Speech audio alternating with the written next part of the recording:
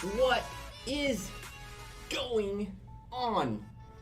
Welcome. Oh, that's not on. Turn that on. Bam. Welcome to our first Osiris League cast of the season, really. We haven't casted that much Osiris League. We played up until like the round before this, and then we got knocked out with B&W our way out of the Divisions Championship, and so now we get to cast, which is awesome. We got an exciting match today, a name that we all have heard before. From last season in Osiris League, r0se are up against 412A from Kingdom 412.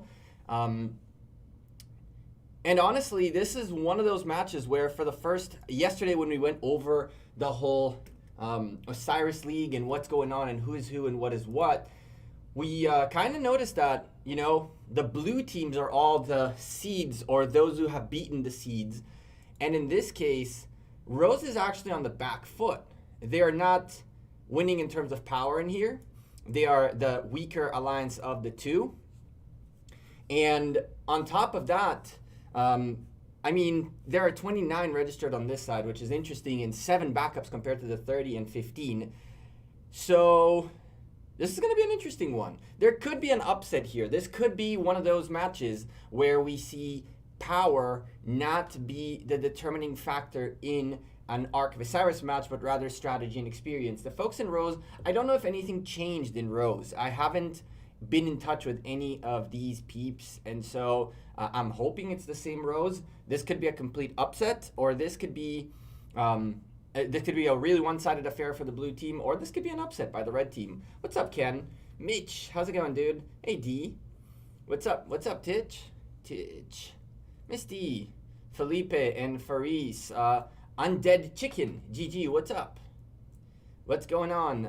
Chandraver and an Arabic name. I don't know how to say it. We will win. I don't know who is we, but good luck. Definitely good luck. Adfly. Hi. Low. Well, what's with the damn. We had someone very salty earlier today coming in. I'm just gonna hide the dude away.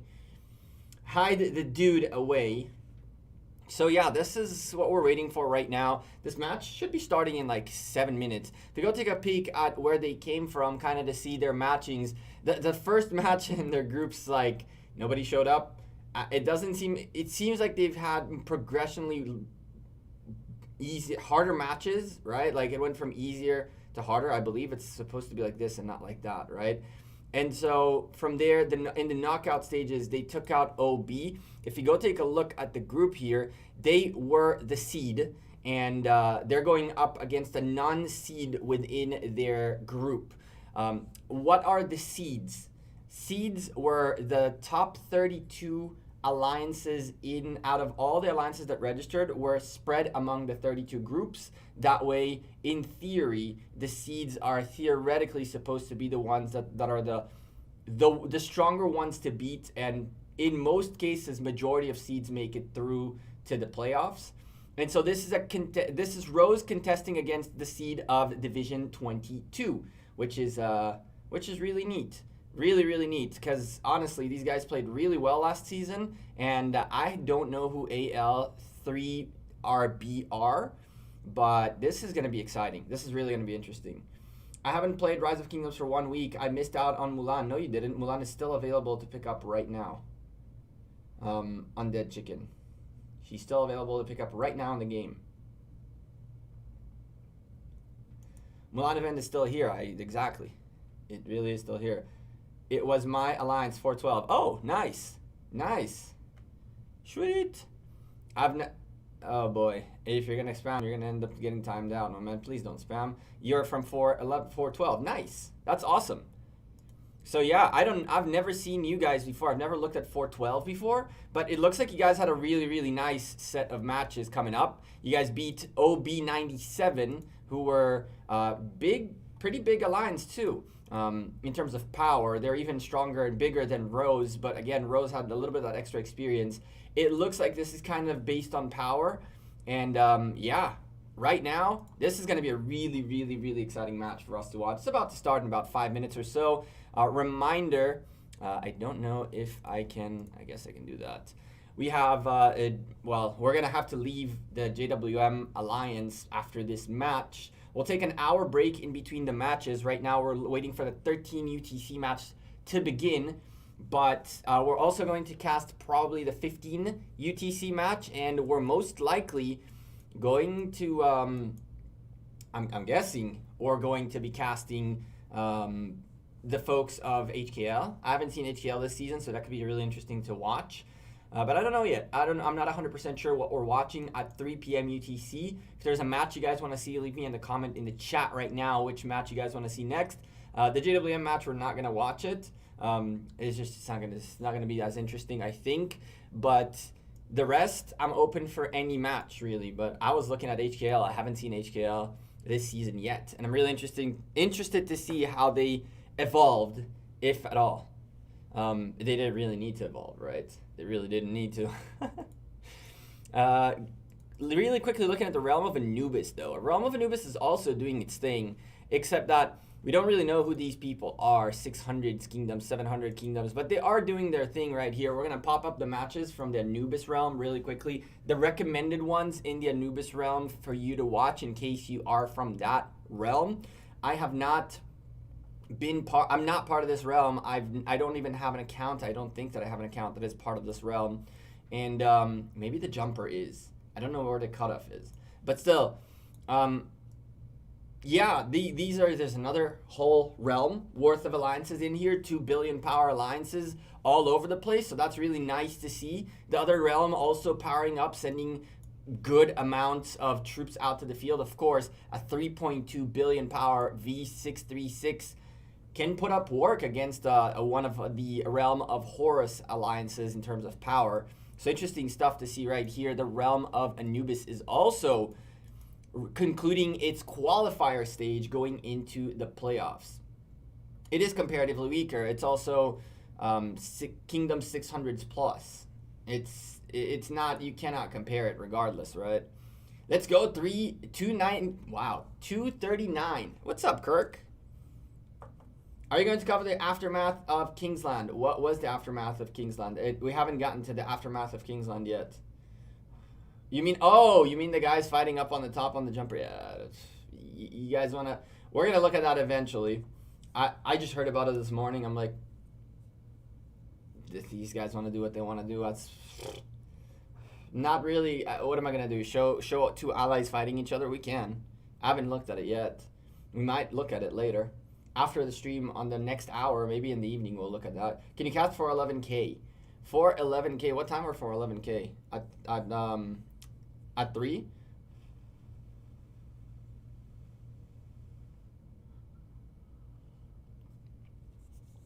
For 11K play at 3 too. 1 minute and 15 seconds away. So just some drama. I mean, I saw. I saw. What can we do? What can we do? There's always drama everywhere, right? Good fight with you yesterday, Ark of Osiris, CD44. You know what's crazy?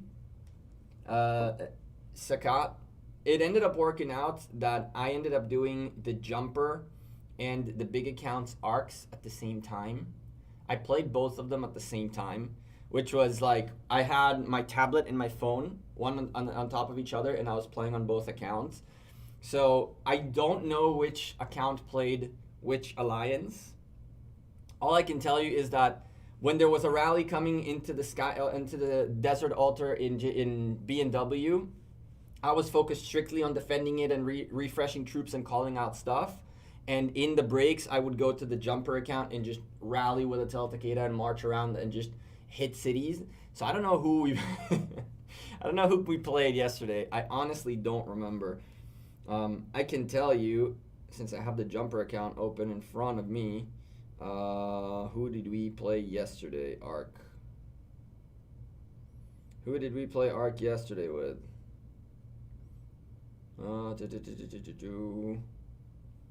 Come on. Where's the rewards on this thing? Here it is. No, registration.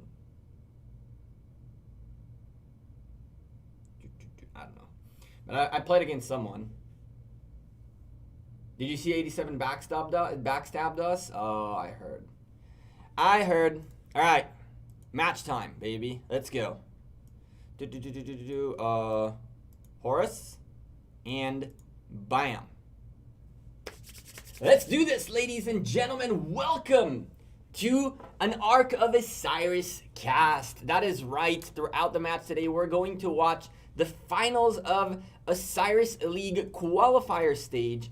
Whoever makes it out of here goes into the playoffs. We are looking at r0se with a substantial amount of power on their side, but they are the weaker alliance in this match. r0se, we know from the previous season of Ark of Osiris, Osiris League Season 2, they made a very, very deep push into that into the playoffs, and they did a really, really good job at putting some big opponents down. And so, as crazy as it seems that 90 million players all over the place, they are indeed the weaker side. We're looking at their opponents 412A from Kingdom 412. And oh my goodness gracious, these guys are packing in the heat. 100 million power players across the board. A lot of tier 5s available in these matches. 145 million controller Q 130. Oh my lordy, we're looking here at a nice full T5 on T5 action with massive amount of field presence all over the place. Now, because Gecko Gaming is one of the most organized individuals in the world, I know you guys aren't seeing a single thing because I forgot to turn on this. Sorry. Bam. Come on. Turn on. You. Go this way. If you haven't watched Ark of Osiris before, let's do a quick recap on what you're going to be seeing in the next 60 minutes or so. In the next 30 seconds, the gates are closed out and both teams are on their respective side of the map. The map is a mirrored map, meaning anything between these two lines, this yellow line this way and that way, is exactly the same but mirrored. The game is pretty simple. The way this works is once the gates open up, the teams are going to get to go out onto the field, and they need to do one of three things to secure points for their team. Number one, occupy any of the structures on the field. These structures give points every single minute throughout the match, and some buildings are worth more than others. We saw a quick teleport happen here. This tells me that the blue team have a backup coming in. From here, the second way to get points is by simply gathering on the map. You can super easily gather on the map. There's a bunch of gathering nodes all over the place. You gather them, you get them back into your city, points to your team.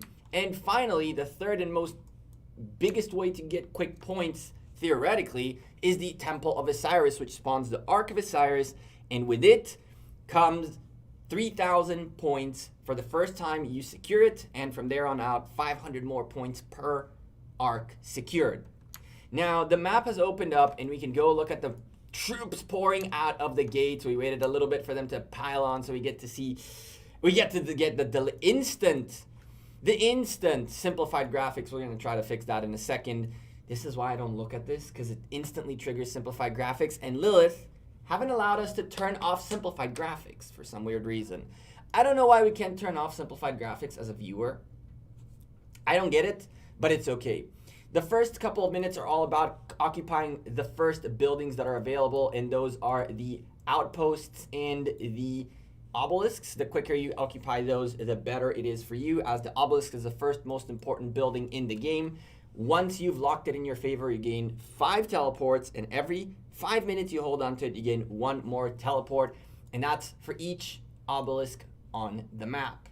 This is how you get your city out of this blunder into the field so you can fight in a much more efficient manner.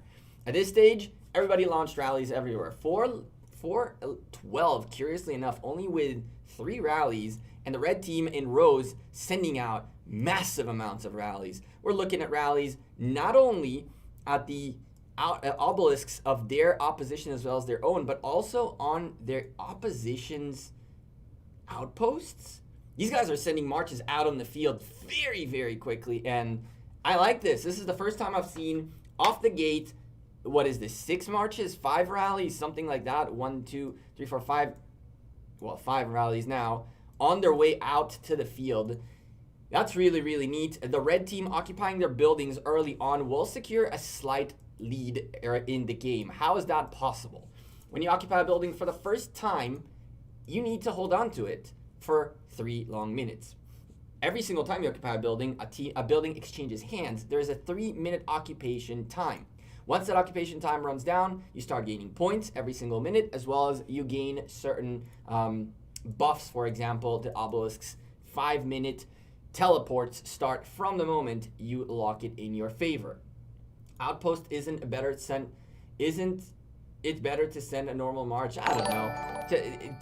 I don't even know. I've never seen people sending to outposts rallies before at this early stage of the game. I've seen it happen later on to move marches together on the field while the field is potentially not secured. But this early on to use marches like this, they're marching straight through the center. So unless they're positioning their middle marches very early on, this is an interesting thing right here though.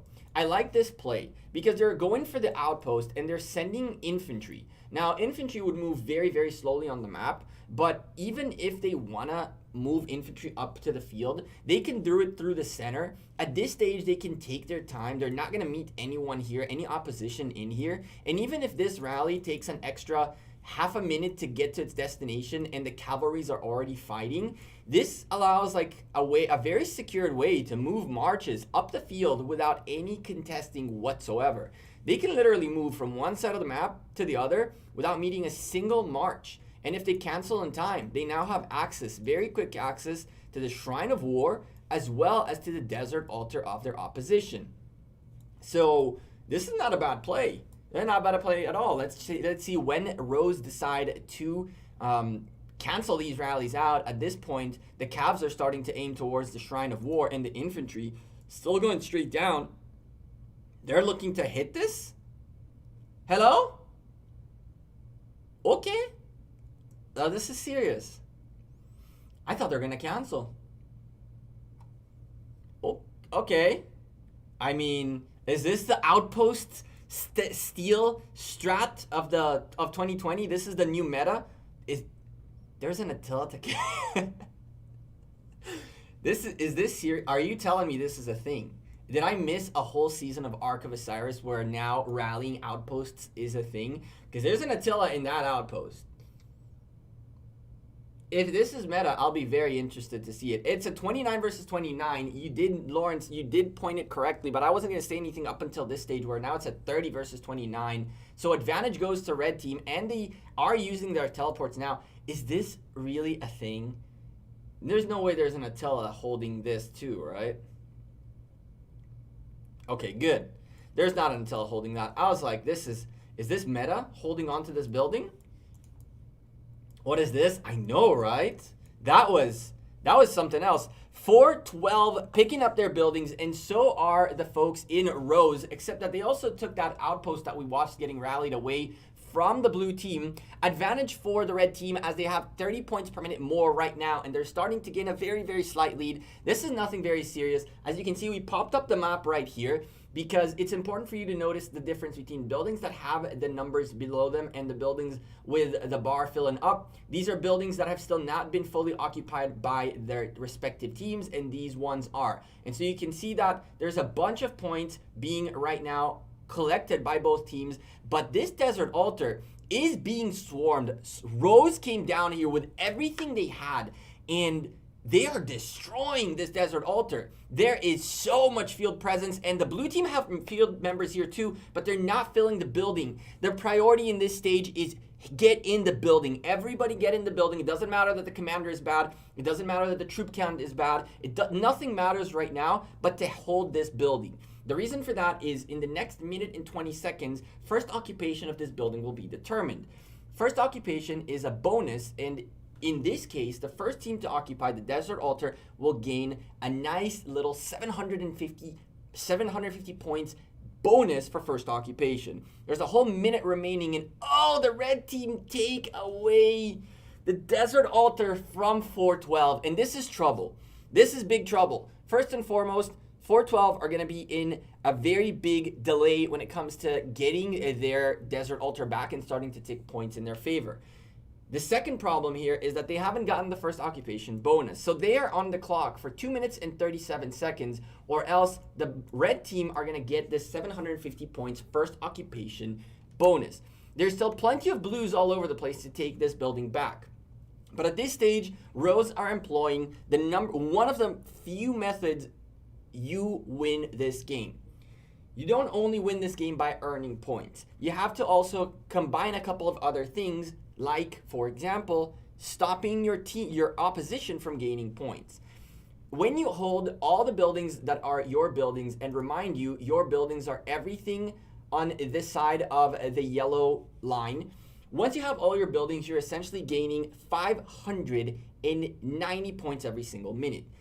Everything after that is a bonus. If you manage to stop your opposition from gaining points on their buildings, like red are doing here and here, you're essentially gaining a lead by not letting them score points. That is one of the many ways you can win a match. The other way, of course, is if you can hold on to the building beyond stopping them from gaining points. Now you're going to gain more points than they do.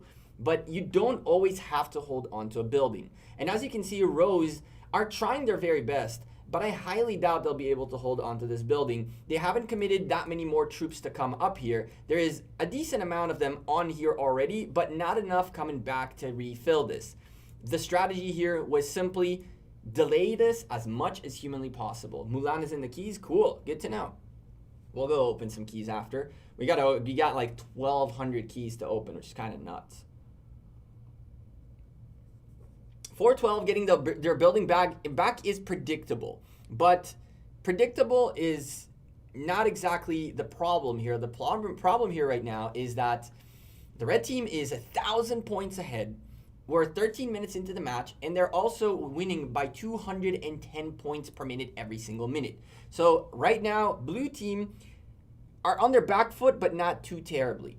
Once they take this building back, they will pretty much slow down the gain of the red team substantially by simply gaining as much as they are. I only had 19 save, no luck. Oh, Titch, that sucks. But anyway, I keep looking at chat and get unfocused on the match. Whew. Anyway, a 1,200 point lead for the red team. The blue team is still in a decent shape to come back into this. As you can see, they've dropped red down to the 590 points, which is the half of the map, which is good recovery for the blue team. Now they got to get their buildings back in their own shape to get points for them. And from there, we can start moving to how they can come back into winning this match. 1,000 points is not a lot. If blue team now take the arc, for example, which is spawning in 1 minute and 53 seconds, this will be pretty much all that lead in their favor back. But the problem here was the early location of the red team was a little bit off, and it was a little bit ahead of blue team. And blue team, I haven't been seeing them really launching that many rallies. Now they started launching a little bit more. Now I'm starting to see red buildings blinking across the board. But the defenses on these buildings are so spot on that Attila Takeda straight through and through doesn't work anymore in Ark of Osiris at this level.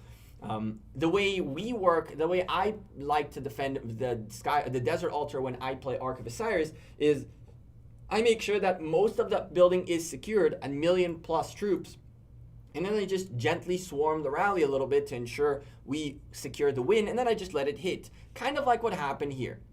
The thing about this is, when you do that, and your buildings are super secured, and blue team's rallies are not able to do anything, you're essentially taking over the pace of the game. Right now, Attila Takeda r0se rallies all across the board going for the Desert Altar among other places. There's plenty of open field presence in here to swarm this rally and secure the Desert Altar. With 12 seconds remaining, it looks like this Desert Altar will indeed go for first occupation to the blue team. They'll gain a little bit of their points back, 750 points right there, and now they're in a deficit of about 800 points. And with enough open field marches here, the rally can get swarmed. Here's the thing.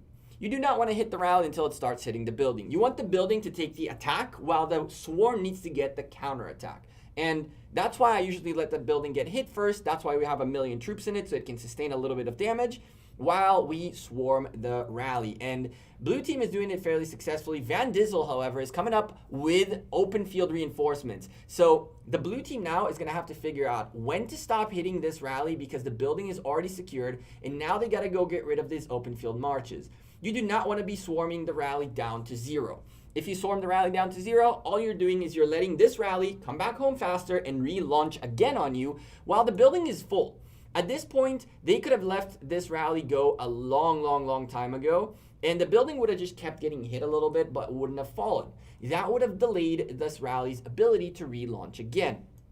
Middle fights are going on, and the arc is dropped. Red team, we gotta go to the middle real quick. Red team dropped the arc in their side first. They have all the skills in the world popped up in here, and I see a boatload of red marches.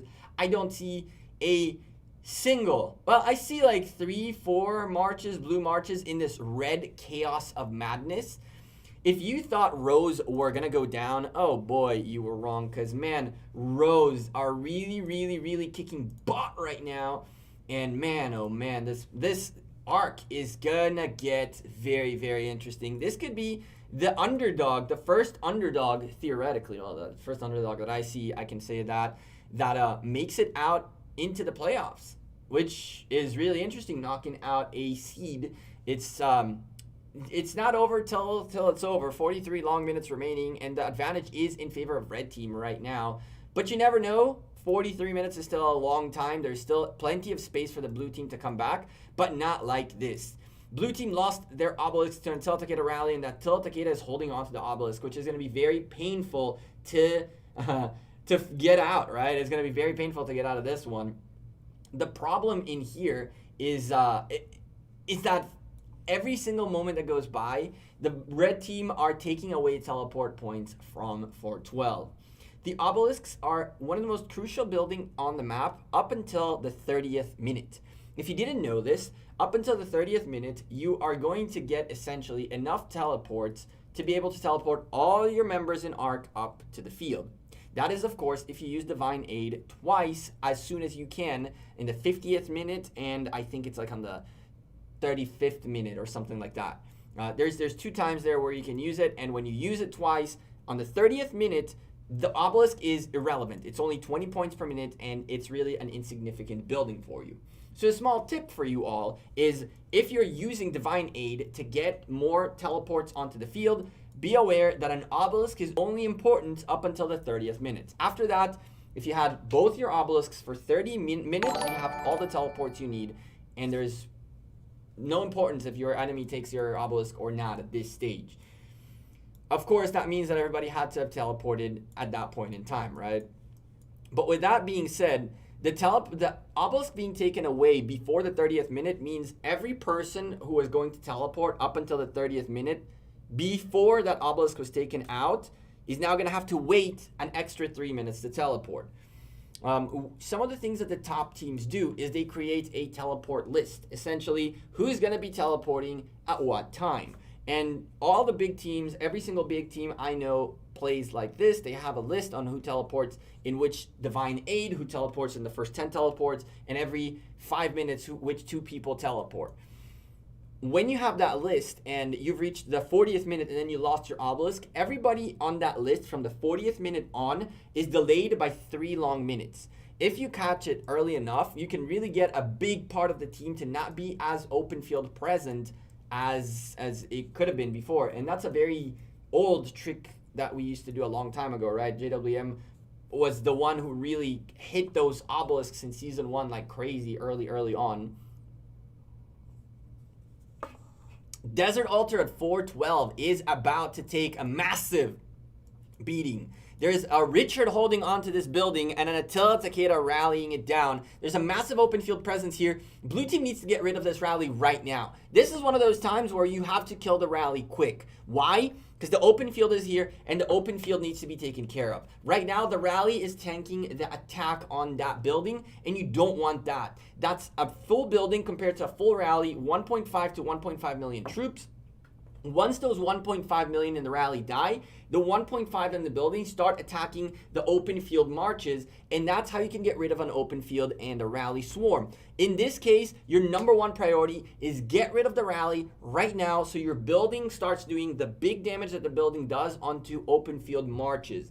Once the rally is dead, you start clearing out the open field marches in a ordered fashion. You start with the damage dealers. You want to go for all these Khans. You want to go for all these Guans. You want to go for the El Cid up there. There's a Minamoto in there. The Charles Martels, the Richards and all that are less significant, and that's why you're seeing such a stupendous amount of damage dealing troops. What you're seeing as compositions here are not like tanks, but damage dealing going at this building with everything they got. Once the swarm gets rid of the rally, the building can start doing damage to all of these bad boys, and it's gonna hurt much more. There is a nice little Edward doing skill damage in here with a YSG clearing the open field as well around him. But the rally is not even, the open field presence for blue team was not even enough to get rid of the rally itself. If you are a swarm going at a building, if you're at this stage, it would just, I'm just saying, go for the building. They don't even care about those things. I noticed that the bottom turned all red, and we're not going to say I haven't said anything about that yet. I wanted to see how 412 react into this. But really, r0se were the big boy underdogs. They were the big boy underdogs. Look at this. They don't even care. They're going straight at 129 million power player, just like, we're just going to suicide our marches so they can replenish them. You can see all of the marches that are coming in here, red marches that were fighting down here. Instead of going home, they just turned around, smashed into this 129 million player to just lose their troops really quickly and march home faster. This is the kind of thing this is the kind of match that you need to show people when you talk about optimizing Ark of Osiris. Instead of marching home, all of these peeps that were low power just went for the big boy guy to get wrecked really quickly and get sent frowny faced home at a much faster pace so that they can come back quicker. And so this is the kind of thing that I'm talking about. It looks like we're starting to notice a little bit of a strategy out of r0se, and I'm curious to see what happens, and we're going to keep an eye on it and see how it works. By the looks of it, they send a nice amount of open field marches up to the Shrine of War. They secure the Shrine of War, they fight the Shrine of War, and then they either rotate towards the middle if they need to, or if they fought in the Shrine of War and just took it and some of them are wrecked, they just run, suicide their troops, and then they come back here. I saw Mulan. I believe there's a Mulan behind this. Yep, there is a Mulan on the field right there, right behind that Constantine. Constantine Mulan, one of those buffing, godly marches that came into Rise of Kingdoms. I have no idea what's the stats on that one right there, but Mulan is out in the gold keys, and so we're gonna have to go open some gold keys in the next stream. We're gonna open a lot of gold keys Wednesday, I guess. Boy, oh boy. Just cool. What's up? All those people destroyed their marches because they're in the middle team, and they'll go to middle now. Either that, they didn't necessarily go to middle now. They look at this. There's a bunch of these guys still going this way. And I'm not saying there might not even be a middle team. I don't even think there's a middle team. I think there's a rotating team consistently. Like, look, all of these guys are now, in theory, trying to rotate this way. They got caught by the fact that these guys are coming in early. These guys came in very early. 3 minutes and 44 seconds up until the arc time is a little bit early to start working your way to the middle, but blue team is showing up early on. They're 5,000 points behind, but they're losing the point per minute game drastically. They're down 490 points per minute, and so with 3 minutes remaining until the arc pops, that's 1,200 points more that the red team is going to earn. And then on top of that, even if the blue team take the arc straight home, that's like a minute-ish worth of marching, give or take. Add that another 400 points. I mean, this arc's not going to be worth that much. The blue team needs to get back into the building game. They need to get another altar back now. They cannot have only one altar. There's an archer rally hitting this sky altar and a swarm around it, and there's just nobody around here. Archer rallies are very easy for you to just go and swarm and get rid of really quickly. They're not that big damage. Like this guy, Goal, can literally just... what he's doing right now is target the rally, and this rally is going to be in huge trouble now, even with the one march on it. But this is so late. The building's almost down. They're defending with a Richard, so by the looks of it, 412 don't have the garrison commanders required for this kind of a match. And they are putting in troops back in. Someone came in just in time to hold on to the building for a little bit longer. Those extra few seconds are crucial, and if Gold could get in here as well, that'd be great, but he had a march already in there, and unfortunately, the building goes for r0se, and the blue team, they're just completely out of this match. They're either playing the buildings game and losing the middle, or they're playing the middle and losing the buildings game, and they've lost every single building, essentially, in the process. 710 points in the favor of the red team every single minute. With that being said, there's a lot for us to still learn out of this match. I really like the rotation r0se did. I really like the fact that they have, I don't believe that they have teams that are people that are designated for middle. By the looks of it, it looks like they have two teams that are rotating between building offensive and building defensive, and the building offensive go on the offense and then go middle. This is something that a few teams that I've been in touch with have expressed their strategy to something that they want to have their strategy be. And let's talk about strategy very quickly. A minute before the arc pops up, we'll go look at the middle. But come on, zoom us out, my friend. No. Okay, I think that's no. There it is. Here we go. All right. So a lot of strategy in Arc of Osiris is all about team on. Oh, no. Up until we zoomed out all the way. We have bottom team, top team, and middle team, right? The team that takes care of each lane, and based on that, you divide your players. Usually it tends to be 10, 10, and 10. I've seen like 12. I've seen like 11, 11, 8. I've seen different setups, right? But most teams tend to have a 1, 2, and 3 setup. One of the strategies that I've been seeing a lot lately teams deploying was 1 and 2, where 1 has defense and offense, and 2 has defense and offense. Defense team is in charge of defending your own buildings, both in the open field as well as inside the building as well. That is, 1 or 2 individuals out of the team are defense. Then you have between 2 and 4 people per building that are offensive people. They send 1 march to each building, and then they have 3 marches remaining to go in the offense. And so they go in here and attack these buildings at the beginning. And once that happens, they rotate into the middle for middle work. So I think that the folks in red are doing exactly that. The folks in red have a defensive and offensive team on the lanes. And then once the lane is secured or the time is up for their rotation, they rotate out towards the middle. I want to see the beauties, as many beauties as possible. Arc being dropped on the blue side. Red team allowed it to be, I guess, to an extent. Blue team had a very, very big presence here early on, and now red team are pushing in. The blue team did drop the arc in their side and it marched a little bit in their favor, but now I see the arc making its way back. It's now in line with the Temple of Osiris, and from there on out, it starts marching out towards the red team's side. It dropped right at the gate of the Temple of Osiris, and from here on out, it's either left or right, up or down, blue or red. Red pick up first, and now it's going to start marching downwards once more towards the red side's team. And I mean, what can the blue folks do at this stage? They're killing every arc carrier, which is the right play to make, but I'm seeing just so many frowny faces shooting out this way compared to frowny faces shooting out this way. There's 1 here for every 4 or 5 this way. Look at this. So it looks like r0se have a better setup of commanders. It's not really fair to compare. Obviously, the kingdom difference between these two is very, very big. We're talking, I believe these are 239 r0se, right? And 412. So there is a little bit of a gap in terms of commanders, potentially a little bit more time for 239 to get more commanders expertise, events to be played and things like that. But nonetheless, it definitely seems like the commander advantage is absolutely in the favor of the red team, and that's how they're really dominating the map. 30 minutes remaining though, ladies and gentlemen.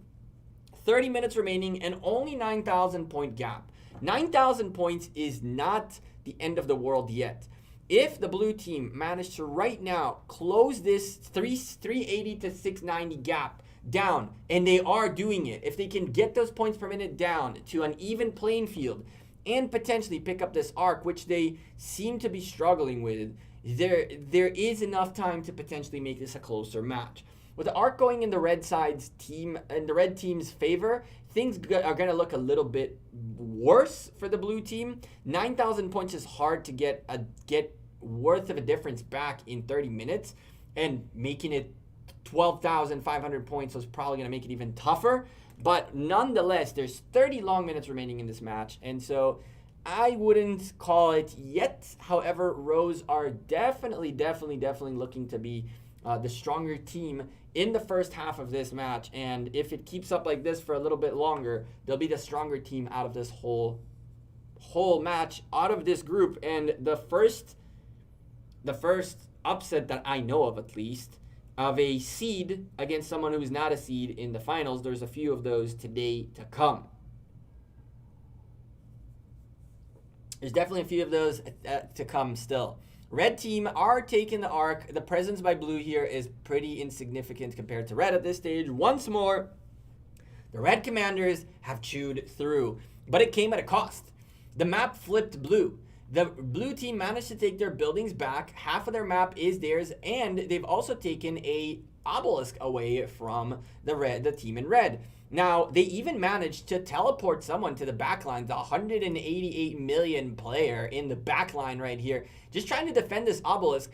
And the interesting thing is this happened before the 30th minute. And so r0se might be missing. Are they missing anyone to teleport? They are. They have a few folks missing for teleports. They do have only 3 teleports available. So 1, 2, 3, 4, 5 players. 6 players have not teleported yet. They're 3 teleports short. So holding on to this obelisk is actually a good thing for the blue team. They're stopping red from gaining those extra 3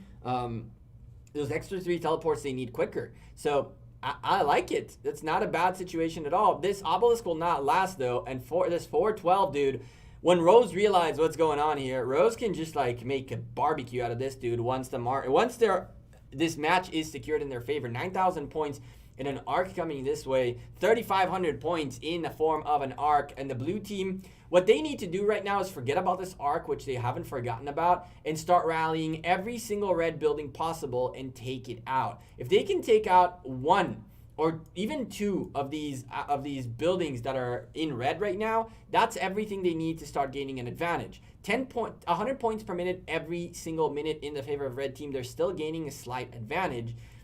Oh man, they are gonna barbecue this dude, aren't they? Is he just going to continually try to hit this non-stop? You have 1, 2, and 3 marches. If he takes this back, that would be actually hilarious. If he takes this back, this could be actually hilarious.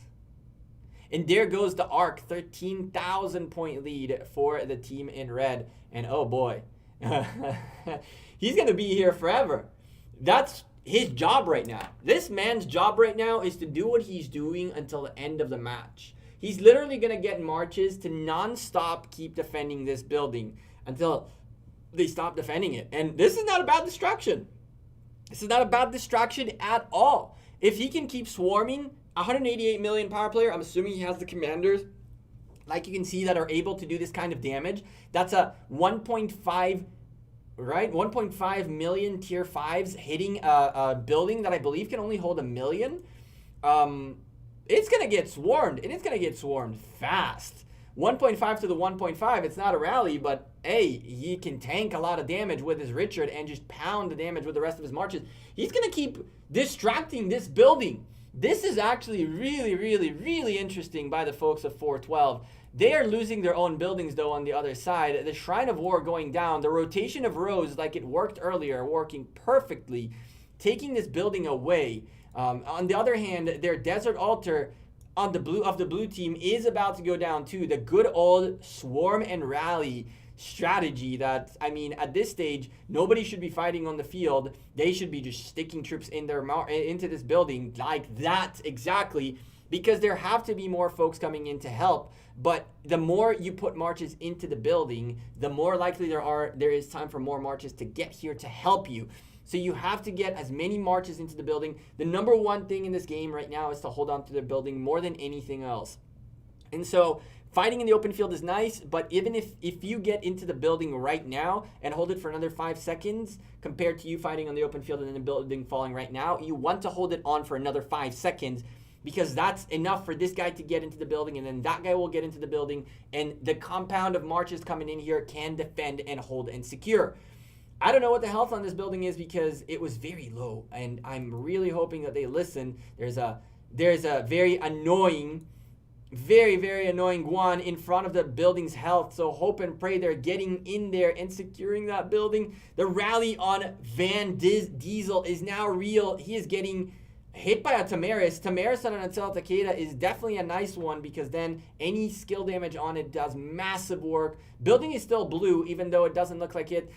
They've taken their Shrine of War back, which is great because they're going to need those buffs for this. They're also fighting the Shrine of War of r0se, and their Shrine of Life went down. The points per minute game is only 10 points. This is good for the team in blue, but they really need to step up their gathering. They need to step up their buildings game, and they need to step up the next arc. They've done a very important job. They've taken away an altar, a sky altar from the red team. That's some fantastic news for them. That's how they can even the playing field. If they can get this building to hold, this is everything for them right now. If this building holds, then that take was worth it. If this building falls, then it's an even trade by both teams.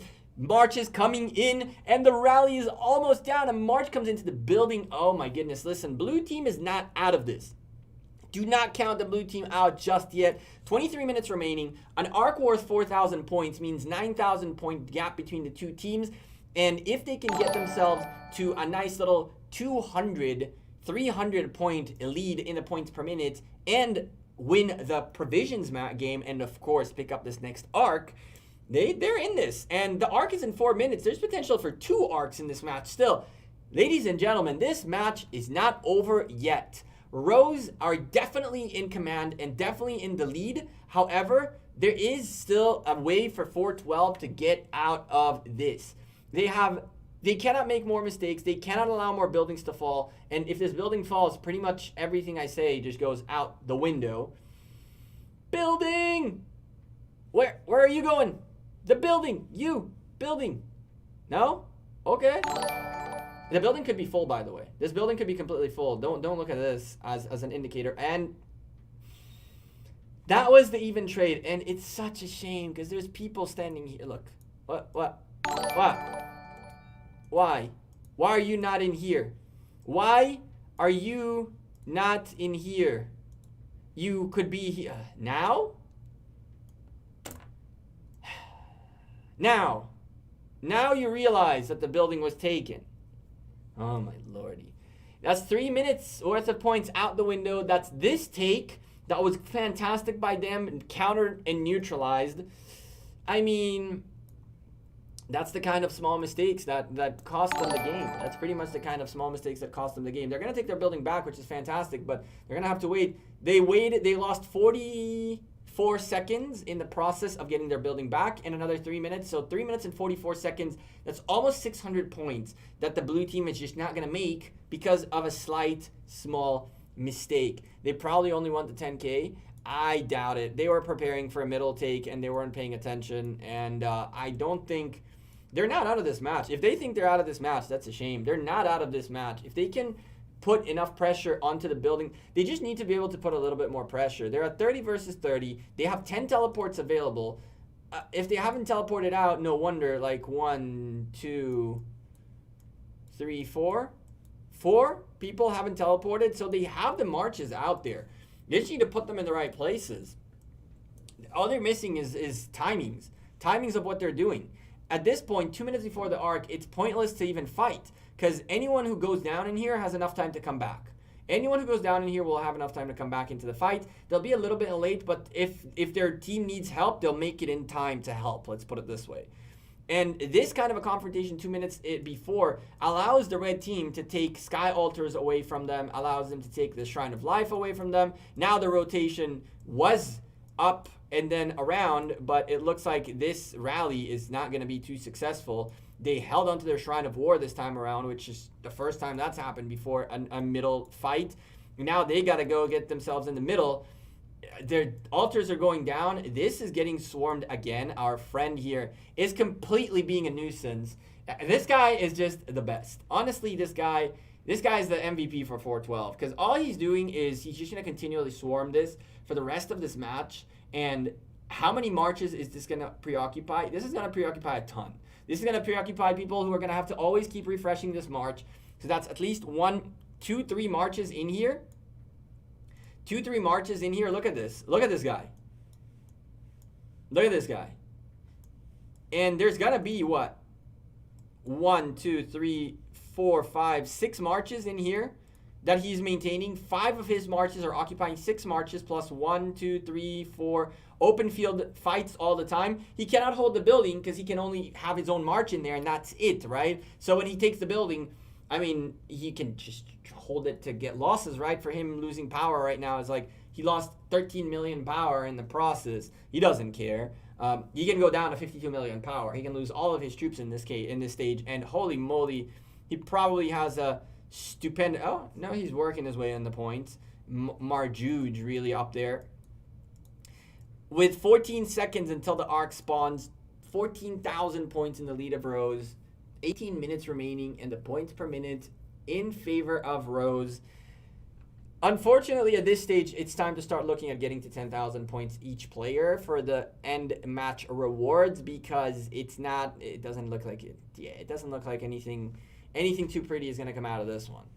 Nothing too pretty is going to come out of this one, unfortunately, for the teams involved. It's just, it is what it is, right? Oh, and then we crashed. That hasn't happened at all for a while. So this is interesting. At least you can get out of simplified graphics, which is good news. Simplified graphics, getting out of simplified graphics is always good news. It's always good news. Oh my lordy. Now you tell me this is gonna crash. I mean, it's been doing that. Hello? Rise of Kingdoms?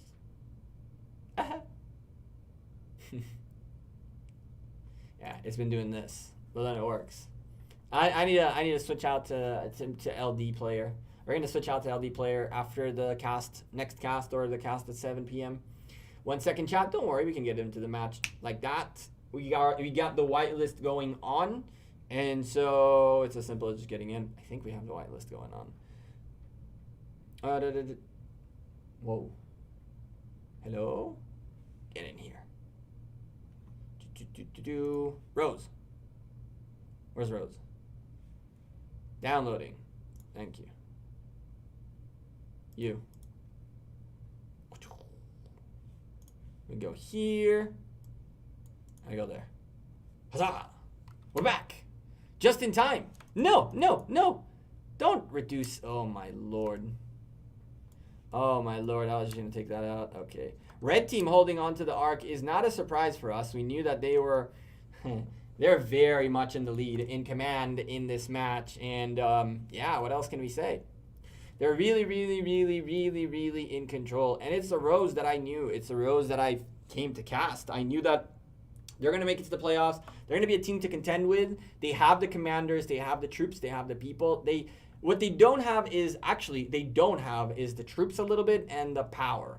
They're going to have to either train some troops, or they're going to be healing a lot throughout the playoffs. I can tell you that personally, as someone who didn't have the troops and healed, I used well over 150 plus days worth of healing speed ups in Arc of Osiris, for Osiris League.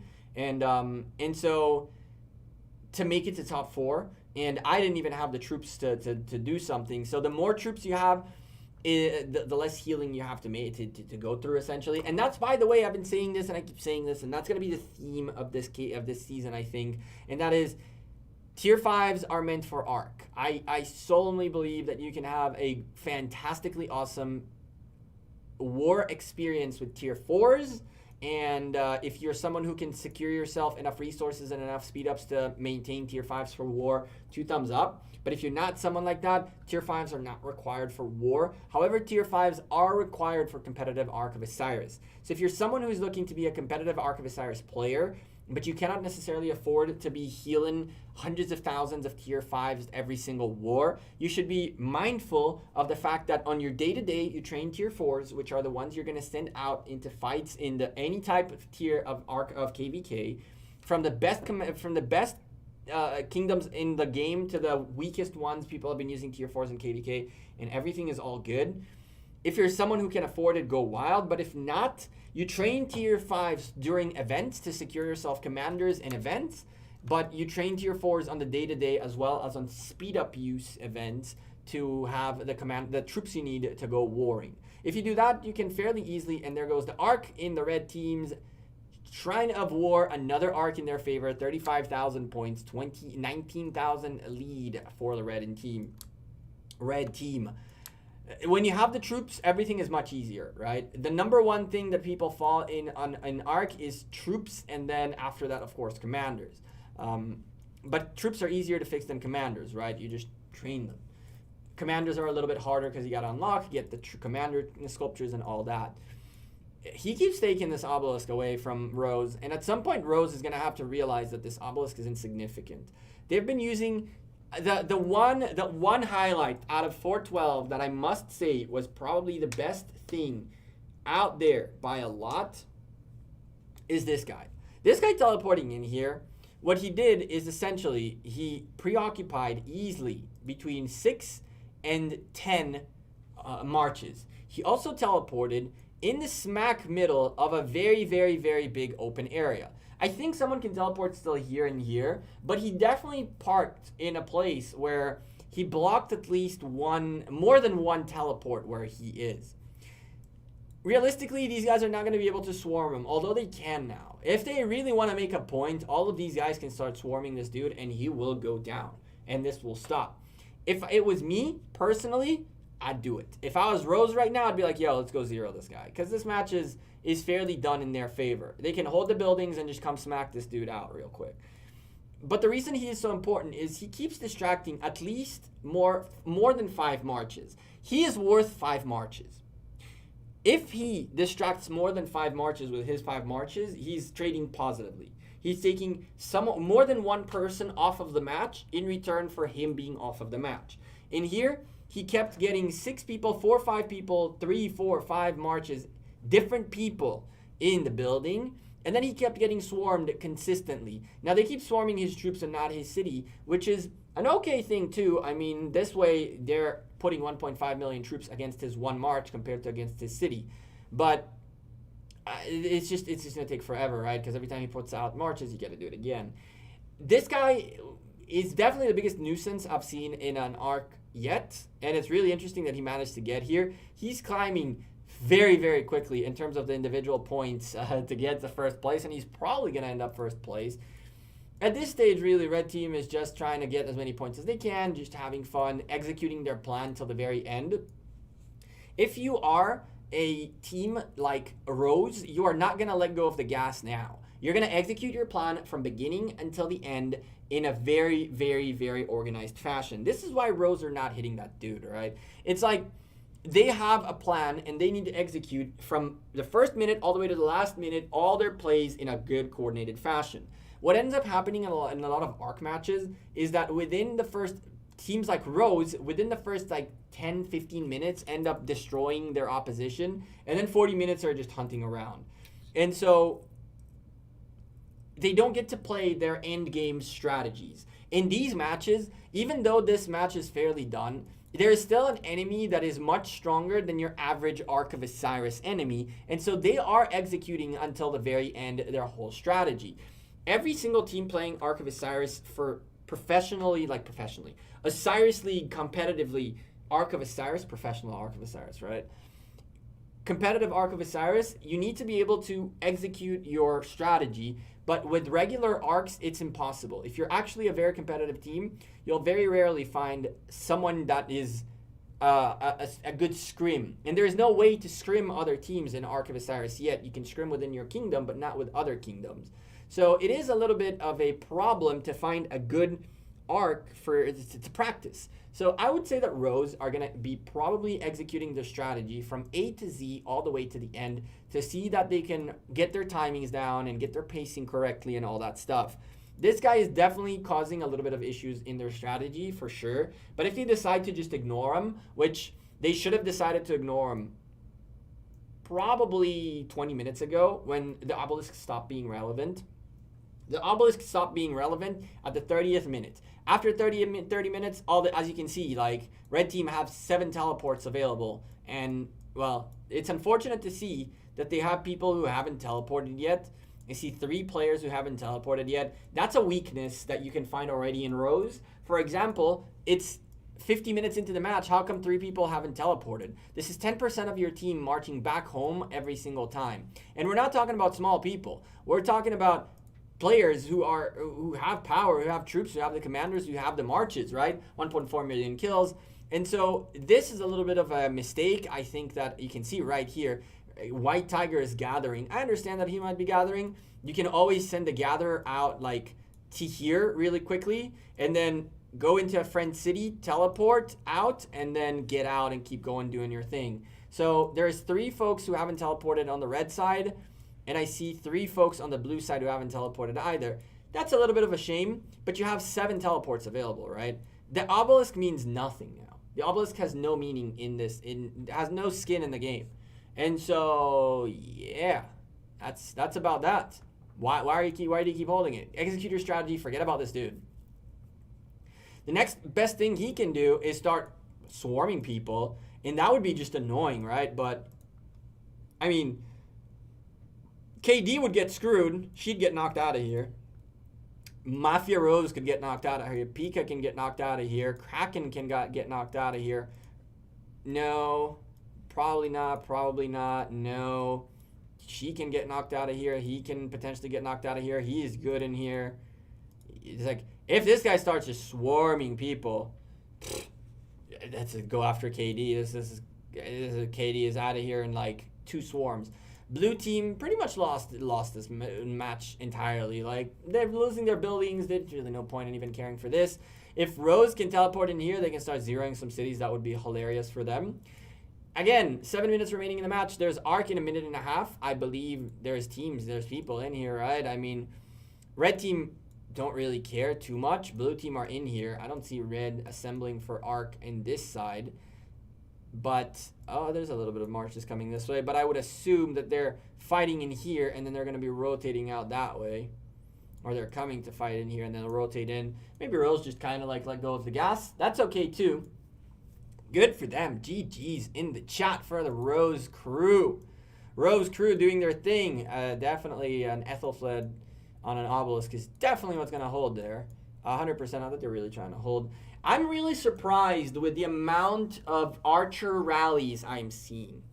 And I'm fairly sad that I am not that I'm not playing Osiris League anymore. Because if I was defending a building in Osiris League and the rallies coming in would have been archer rallies because people are trying to counter the garrisons and buildings for Atel Takeda, my swarm holding a building would just destroy. It would just destroy.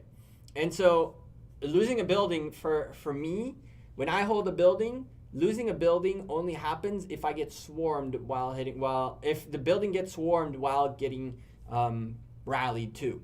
That's when things get a little hard. That's when I ask for help. And usually the building still doesn't go down. We just get more people in to help with the open field.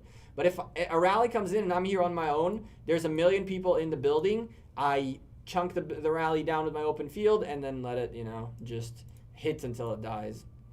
Rallies all over the place. Defense by r0se is quite decent here. That YSS is just sitting there. YSS, Theodora. The leadership pair doing garrison work. A lot of people putting faith in the garrison, in the leadership garrison, doubling up with YSS and Theodora on their garrison. I personally, as a garrison player, haven't really decided whether YSS is something I'm going to invest in just yet or not. We're waiting for the next generation of infantry commanders to see what kind of a garrison we get out of that. I'm assuming we're going to get some changes. Usually infantry cause garrison changes. And based on the new commanders, we will have enough sculptures on this account, on the big account, to put in the work in getting a better garrison out there and everything like that. So that's going to be a really, really, really, really interesting thing for this account, as it's going to build up its garrison capabilities and be hopefully one of the strongest garrison accounts I can make. That's the plan for this account. It's going to be a good garrison account, an archer rallier, infantry, and archer garrison, and pretty much, I guess, cav filler, rally filler, right? That's what the big account is turning into, and that's related to arc as the arc is going down, because realistically, the folks in blue were really missing garrison. They're missing garrison commanders like crazy. And if they had the garrison capabilities, that's a Martel with Constantine. So Martel with a Constantine, so that's for an Takeda rally, but it's not very good against the Swarm, especially not when the building wasn't even full. So building is going right back into Red's hold. But it's interesting that there was a Charles Martel Constantine there, but in here there is a Richard. I'm assuming this is a Richard Julius Caesar. A Richard Constantine. Okay. So they're holding with Richard Constantines for healing. Essentially, they're trying to heal as much as possible to hold for a little bit longer. Richard Constantines. Okay, I see what they're doing. I don't know if that would have really, that's definitely not working though. So that's a problem.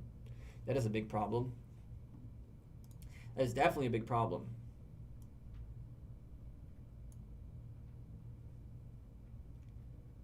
Ethelfled Mulan to support your building, and Constantine Joan, and your building is safe. I actually go with a little bit more than that, but something like that.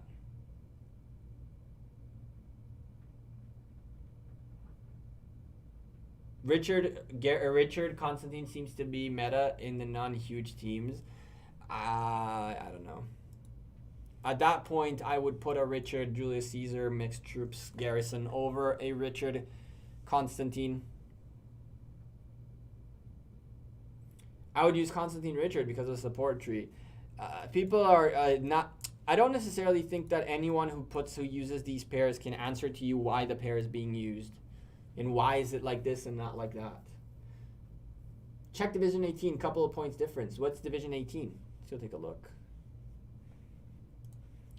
What's Division 18? So take a quick peek. We got a minute. We got a minute to go look at Division 18 really quickly, and then we'll go back to say GG and look at the stats.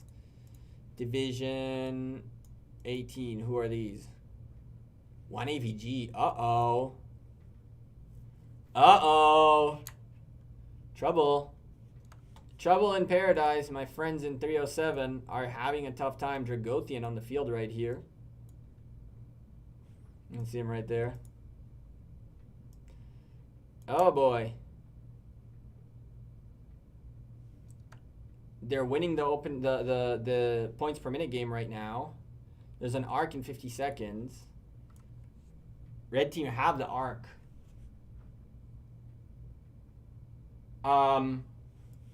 Yeah. 1 AVG. I am almost sure they might have time. If they have the speed up skill, they could get there. I'm just saying. If they have the speed up skill, these guys could get there.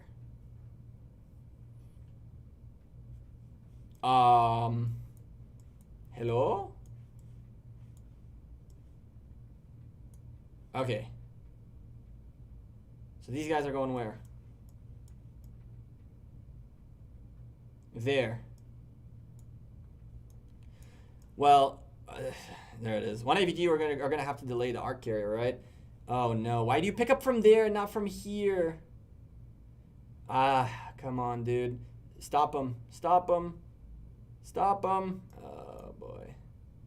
Such a small mistake. And now he's not moving. He needs a speed up skill, but he's not gonna make it. Yeah, 1 AVG secured that. 1 AVG is securing that. But they're losing the points per minute game, and they're losing by a few points. Oh no.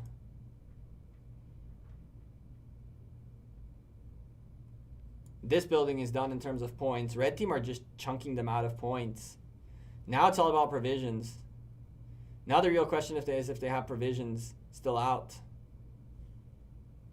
If they have provisions still out, there is hope. If there isn't provisions, oh my goodness, provisions came in. Provisions came in, chat.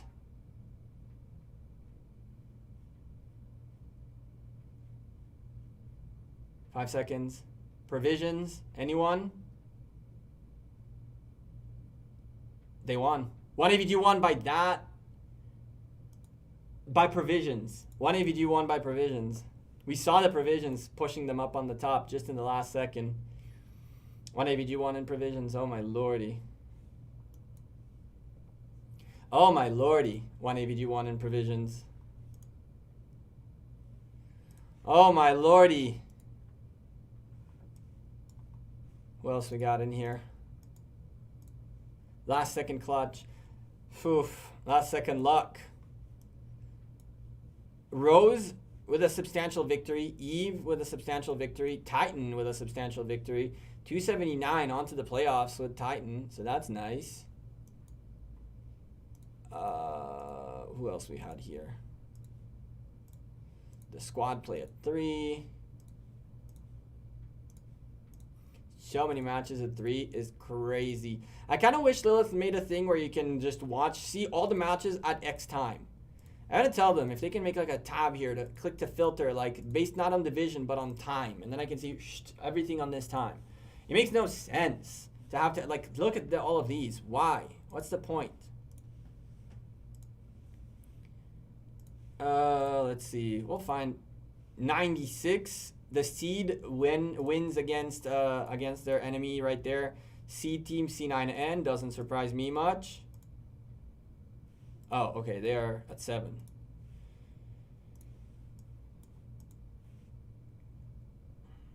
This was 1 AVG by the skin on their teeth. By the skin on their teeth.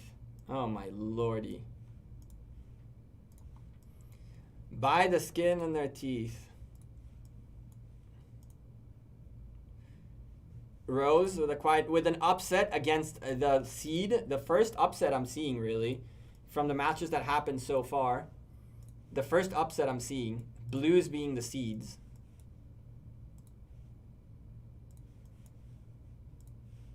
I think Titan also upset, right?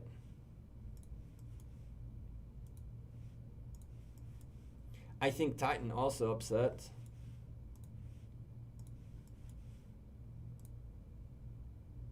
Yeah, and Titan. So 2 seeds got upset. 2 seeds got upset on this round. It's not bad. Not bad at all. Last second clutch. That was impressive and lucky. Very lucky. Check Division 13. Wars going on between your allies. I saw, Sammy. I saw.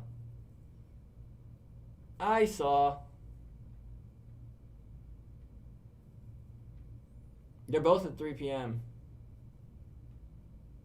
They're both at 3 p.m. Noisy boy gamers. Can I ask for suggestions, commanders, for the next based on what I have? Can I ask you for suggestions of commanders since I have Guan, Alex, Richard, Charles, YSG, Tsato, Ethelfled. Get your Constantine to 5511 because you're gonna want to use them since I see your heavy infantry. And then save up a little bit for a Theodora if you want to get a little garrison in your life. If you want to go aggressive, you're kind of like, you got to pick if you want to go archers or calves. And then from there, it's pretty weird because the only real cav guy that I would go backwards for would be Saladin 5551 and maybe Takeda. But I tell Takeda is just for rallies and stuff like that. I wouldn't tell you go for that.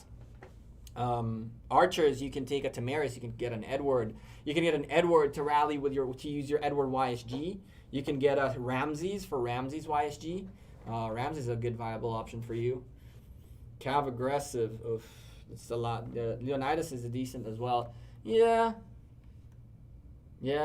Underrated. I don't think he's underrated. I think he's just not that useful. All right, chat, listen. I'm going to take a quick break in between these matches. The next match we're going to cast is in about 50 minutes or so, 55 minutes. We'll be back 10 minutes before the match. Don't forget to drop a like on the stream, subscribe to the channel, and all that good stuff. I'll be back in an hour. I'm going to go get something to eat, to drink, chill for a minute, look at which match we're playing, make the thumbnail, and we'll be back in a few hours. Well, in a few hours. In 5 minutes. No, 50 minutes. In 50 minutes, we'll be back here. Go to the bathroom, talk to your significant other, I don't know, do your homework, or pay attention to class for like 50 minutes, and then come back. All right? Peace. I've seen a lot of massive work on Ruins. Bro, Ruins is 1 hour every few days, which is the most pointless event in the game. It is the biggest waste of resources and speed ups in human planet. If you win it or you lose it, it's just complete